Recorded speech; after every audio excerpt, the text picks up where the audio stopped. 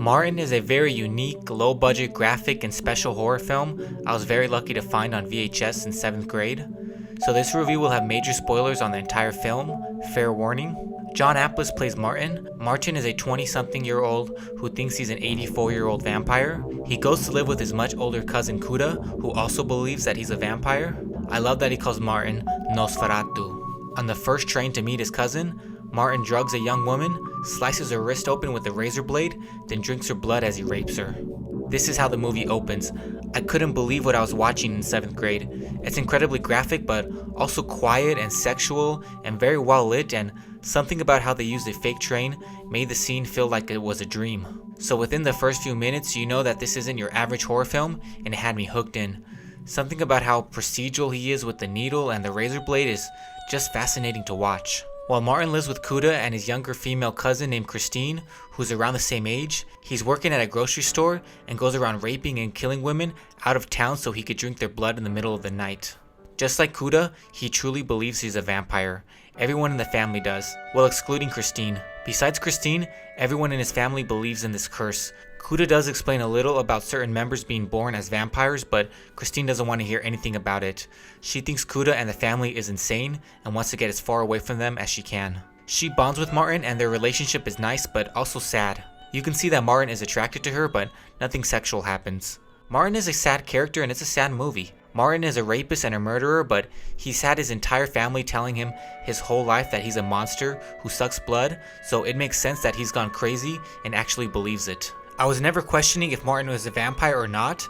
I always just saw this movie as a rapist serial killer who truly believes that he is a vampire.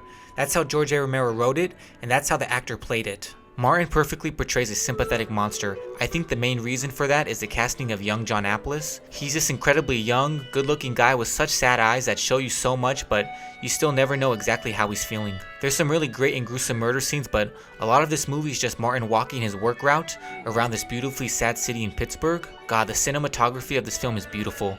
Michael Gornick shot the film, and man did he do a great job. This entire film is beautiful to look at. The low budget and authentic locations really help the film because it takes you to Pittsburgh 1977. It's just a beautifully filmed movie that just happens to be about a terrifying yet sympathetic man who rapes and drinks women's blood. I think the most suspenseful scene in the film is when Martin breaks into that woman's house while her husband is out of town, but he finds her with another man. Holy shit, every time I watch this, I can feel it in my own neck.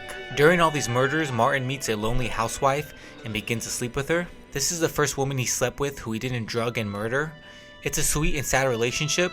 You can see that this woman is incredibly depressed and is barely holding on. It's shocking and sad, but not too much of a surprise when Martin finds her with her wrist sliced open in her bathtub. From the beginning of the film, Cuda tells Martin, "First I will save your soul, then I will destroy you. But if I hear you have taken one person from the city, I will destroy you without salvation." Nosferatu.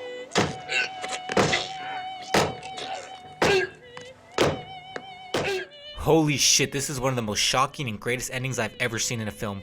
It's so sudden and strong, I felt like I was getting staked in the heart. It's a perfect ending and I couldn't have asked for anything better. This is such a brutal but beautiful film. It's got this weird art house quality to it, especially with a dreamlike score, beautifully made by Donald Rubinstein, and all the black and white flashbacks of Martin's past give it this classical feel.